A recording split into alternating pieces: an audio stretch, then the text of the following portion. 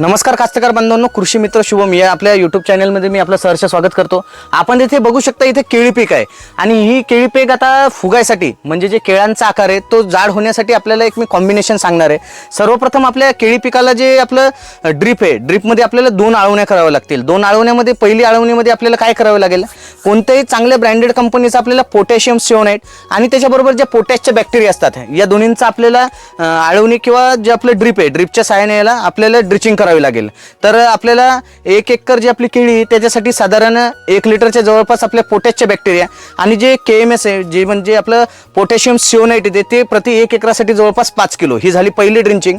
आणि दुसऱ्या ड्रिंचिंग मध्ये आपल्याला काय करायचं शेतकरी बांधवांनो, हे जे झाड असते ते आता माथार म्हणजे त्याची जी अवस्था आहे ती प्रौढ अवस्था असते आणि या प्रौढ अवस्थेत त्याच्यावर ज्या बुरशी असतात जसं की आपले करपेच्या आणि इतर जे आता याच्यावर येणारे जे जीवाणूजन्य रोग आहेत या दोन्हींना कंट्रोल करण्यासाठी आपल्याला प्रति 1 एकरासाठी बॅसिलस सबटिलिस नावाचं एक जीवाणू म्हणजे बुरशी येते, ती प्रति 1 एकरासाठी आपल्याला जवळपास 1 लिटर या प्रमाणात सोडायचं आहे।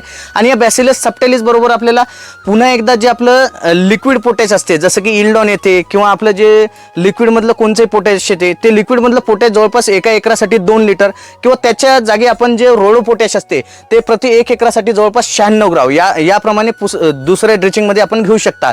आणि फवारणीमध्ये आपल्याला याच्यात जर घ्यायचं झालं तर हे जे सुडोमोनास फ्लोरिसन्स आणि बॅसिलस सबटिलिस आहे हे दोन्ही बुरशीनाशक आपण फवारणीमधून घेऊ शकता, जैविकमधून।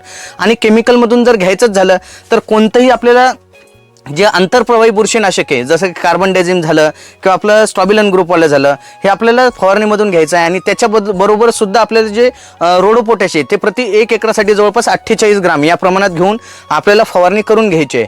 तर शेतकरी बांधवांनो, अशाच नवीन प्रकारचे व्हिडिओ जर आपल्याला बघायचे असतील तर आपलं चॅनल कृषी मित्र शुभमला सबस्क्राईब करा आणि जास्तीत जास्त शेतकऱ्यांपर्यंत पोहोचवा। धन्यवाद।